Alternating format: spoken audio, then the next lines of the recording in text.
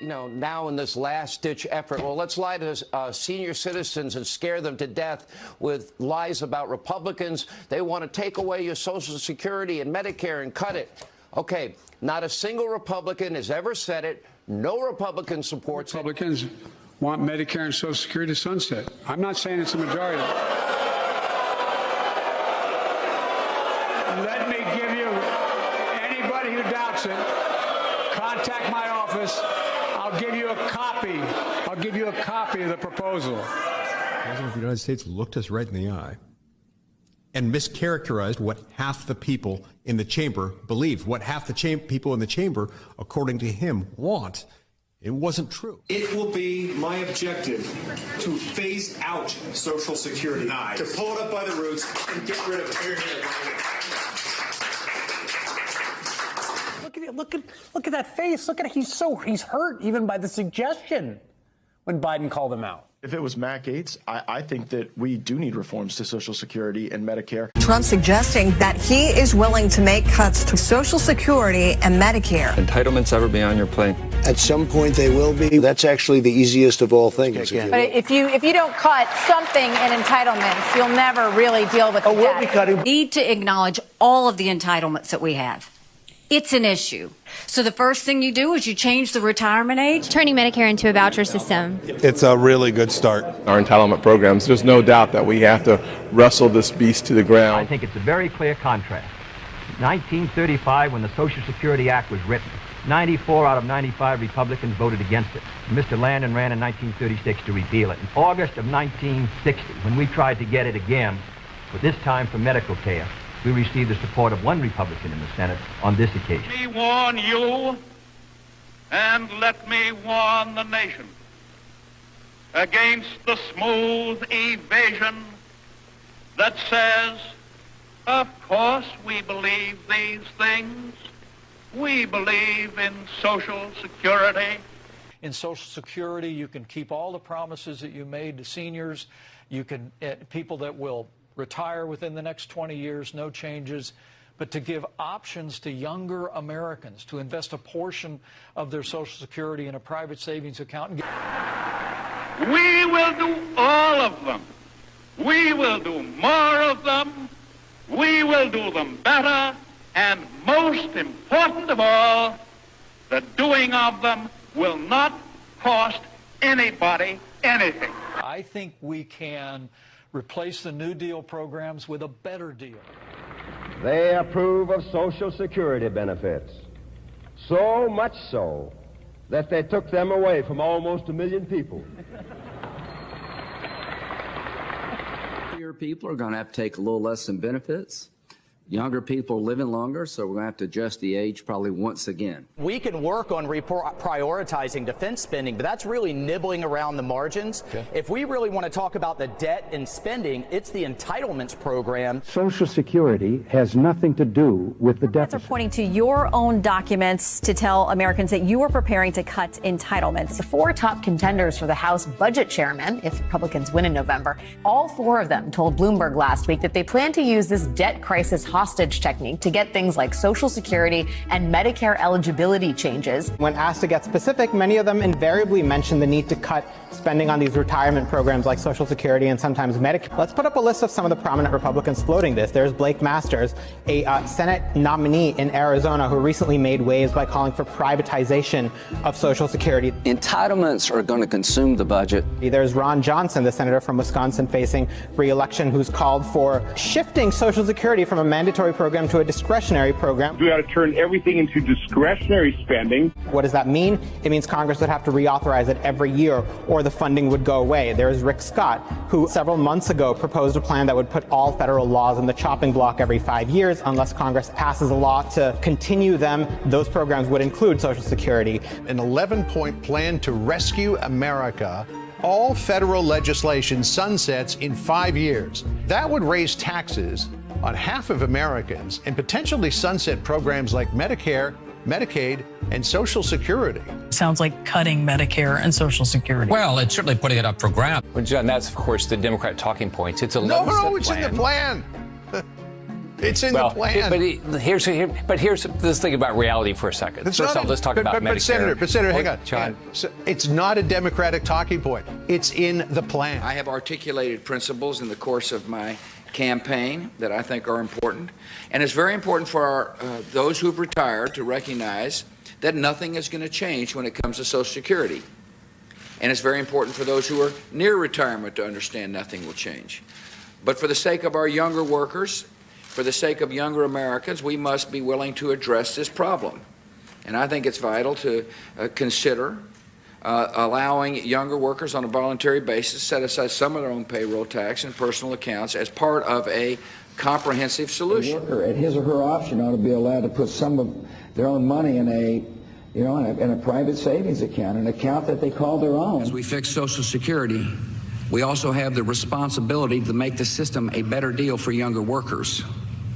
And the best way to reach that goal is through voluntary personal retirement accounts. I was a part of it when George W. Bush proposed Social Security reform in 2005. The time has come for us to have the kind of leadership that says to everyone that's got hair the same color as me, nothing's going to change for you. To give younger Americans better choices that would also be better for the country, I think is an idea whose time has come. There's a way back. There are modest reforms in entitlements that can be done without disadvantaging anybody at the point of the need. Doubt it. And actually, I think the day could come when we can replace the New Deal with a better deal. Look, we all know where the real issue is in terms of long-term debt for the United States, and that is that while I respect the Speaker's commitment to take Social Security and Medicare off the table for the debt ceiling negotiations, we've got to put them on the table in the long term. 67% saying Medicaid unacceptable to cut, Social Security 77% to cut. I mean, doesn't that show you that people are justifiably angry about this and they don't want to cut? Oh, yeah, they are. Now, my own personal opinion is that most of this stuff is all unconstitutional, all that, but that's not going to come about because we don't live in that age. You're running for president, and you just said Medicare and Medicaid and Social Security are all unconstitutional. So if you become president, would you phase those programs out? When I go to the college campuses and I get large crowds out, I say, do you think you're going to get anything out of Medicare and Social Security? They say, no. I says, I'd let you out. Just get out of the program. Opt out. So you would phase it out. Restore your freedom. Demand your rights to take care of yourself. So if you became president, you would transition completely out of Social Security and Medicare. Agree. Yeah, that would be my program, is to transition out, because this one has failed and you're going to have riots in the streets. The food riots will come. So I put forward a proposal that will gradually increase the age, lower the cost of living increase slightly. Now, Vice President Biden and lawmakers in Congress are currently debating the debt limit increase. Why do you want Social Security to be part of that discussion? Because you can't really make the reforms that would bring down this horrendous $14 trillion debt. Social Security has nothing to do with the deficit. Republicans, of course, have been chomping at the bit to dismantle Social Security. Just this year, they proposed legislation to raise the retirement age, privatize Social Security, and cut benefits. They've even argued to cut benefits and use the extra money to pay off the debt. Now, let me be clear. Social Security hasn't contributed one dime to the debt. In fact, it has a $2.5 trillion surplus. Now, anyone who tells you otherwise is a flat-out liar. But of course, they're banking that you don't know that, which is why they're pushing for Social Security cuts to be part of those debt ceiling negotiations. Senator Kay Bailey Hutchinson said just last night, quote, "I don't think we can wait, and I do think it should be part of the overall debate on raising the debt limit." Now, that's an absurd idea, but it turns out Hutchinson and her Republican colleagues are getting paid by the Koch brothers to push this nonsense. Check out this excellent clip explaining how from Brave New Films. What the Koch brothers want to do is destroy Social Security because Social Security is a federal government program that has been enormously successful. The Koch brothers are funding think tanks and other organizations which are spreading an enormous amount of disinformation about Social Security. They are very, very good in getting on television. Raising the retirement age. I would increase the retirement age. You will probably have to increase the retirement age. The real risk is Social Security running out of money. Social Security going bankrupt. Social Security already bankrupt. Social Security is going bankrupt. I like the idea of personal accounts. The option of investing 1/3 of their Social Security payroll taxes into personal retirement accounts. The Koch brothers' job is to do everything they can to dismember government in general. And if you could destroy Social Security, you will have gone a long way forward in that effort. And the Kochs have put phenomenal resources into that. And again, they're very smart about where they invest and how they invest. And they don't just put all their money in a few ads for politicians. In fact, there was a great line in Jane Mayer's article about the Kochs. They said, politicians read from a script. They want to write the script. You had an opportunity to really lay out your economic plan. More importantly, you were tackling the third rail of politics, which was Social Security and raising the retirement age. My question is, how would you specifically reform Social Security to ensure it is on stable ground for future generations? Well, Don, thank you for that question. It is an incredibly important question. With regard to Social Security, I think we should follow 4 principles.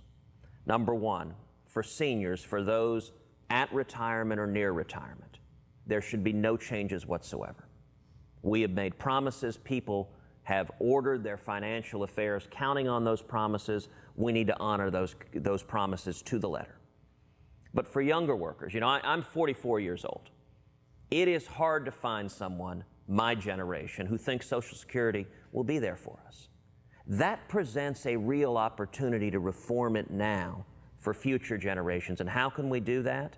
Number 1, for younger workers, we should gradually increase the retirement age to recognize that people are living longer and give people time to plan their financial affairs to anticipate a later retirement age under Social Security. Number 2, we should change the rate of growth in benefits of Social Security so that it matches inflation rather than exceeding inflation. Those 2 changes together bring Social Security into solvency. But then the third piece, and I think this is critically important, for younger workers, we ought to allow them to keep a portion of their tax payments in a personal account that they own, that they control. But we need to look over the horizon and begin to phase in over an extended period of time, going from 65 to 68 or 70. And that by itself will help sustain the retirement system for anybody under the age of 40. But you also have to bring spending under control, and not discretionary spending. That isn't the driver of our debt. The driver of our debt is the structure of Social Security and Medicare for future beneficiaries. We still have time, not just to save those programs, but responsibly structure them in a way that doesn't impact current retirees or people about to retire, but in a way that would probably impact it for me and people younger than me. So I would embrace proposals, like Paul Ryan offered and other people have offered that are going to, provide some market forces in there, more consumer choice. Me getting Social Security at 65 or 67, if I'm going to live, into my 80s, is probably not sustainable. Follow your instincts on this one. And with regard to Social Security, we will not privatize it. If we had listened to Romney, Governor Romney, and the congressman during the Bush years, imagine where all those seniors would be now if their money had been in the market. We just did one thing. If they just allow Medicare to bargain for the cost of drugs like Medicaid can, that would save $156 billion right off the bat. We will be no part of a voucher program or the privatization of Social Security. You were one of the few lawmakers to stand with President Bush when he was seeking to partially privatize Social Security. For younger people, what we said then, and what I've always agreed, is let younger Americans have a voluntary choice of making their money work faster for them within the Social Security system. That's not what Mitt Romney's proposing. What we're saying is no changes for anybody 55 and above. What Mitt Romney is proposing. And then the kinds of changes we're talking about for younger people like myself is don't increase the benefits for wealthy people as fast as everybody else. Slowly raise the retirement age over time. The idea of changing, and change being in this case to cut the benefits for people without taking other action you could do to make it work, is absolutely the wrong way. These guys haven't been big on Medicare from the beginning. Their party's not been big on Medicare from the beginning, and they've always been about Social Security as little as you can do. Look, folks, use your common sense. Who do you trust on this? You are jeopardizing the program. You're changing the program from a guaranteed benefit to premium support, whatever you call it. The bottom line is people are going to have to pay more money out of their pocket. And the families I know and the families I come from, they don't have the money to pay more. That's why we're saying legal Ponzi scheme. Yes. You know, I got accused in 2010 that I called a Ponzi scheme. I admitted it. Yes, it's a legal Ponzi scheme. What they need to be doing is looking at entitlements. Look at Social Security. Look at Medicaid. Look at Medicare. Look at these things, and let's actually go to the heart of what's causing government to grow. So you're raising the age of retirement. You know, that's interesting that you asked that question. People come up to me, they actually don't work on it. Mm-hmm. Yeah. So that's on the table, you're saying? Well, you know, if people want to work on it, maybe you need to give them an incentive to do it. Republicans want Medicare and Social Security to sunset. I'm not saying it's a majority. Let me give you, anybody who doubts it, contact my office. I'll give you a copy. I'll give you a copy of the proposal. That means Congress doesn't vote. Well, I'm glad to see you. No, I tell you, I enjoy conversion. You know, it means if Congress doesn't keep the programs the way they are, they'd go away. Other Republicans say, I'm not saying it's a majority of you. I don't even think it's even a significant, but it's being proposed by individuals. I'm not politely not naming them, but it's being proposed by some of you. Look, folks, as we all apparently agree, Social Security and Medicare is off the books now, right? They're not to be started. All right.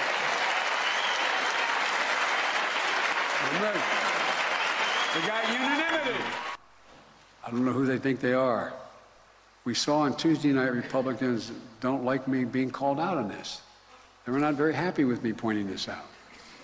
I know that a lot of Republicans, their dream is to cut Social Security and Medicare. Well, let me say this. If that's your dream, I'm your nightmare. What's going on with the debt? It's very disturbing, and it's driven by the three big entitlement programs that are very popular: Medicare, Social Security, and Medicaid. Social Security has nothing to do with the deficit. Social Security is totally funded by the payroll tax levied on employer and employee. That's 70% of what we spend every year. The subject we were just discussing, the funding of the government, is about 30% of what we spend. If you reduce the outgo of Social Security, that money would not go into the general fund to reduce a deficit. It would go into the Social Security Trust Fund. So Social Security has nothing to do with balancing a budget or erasing or lowering the deficit.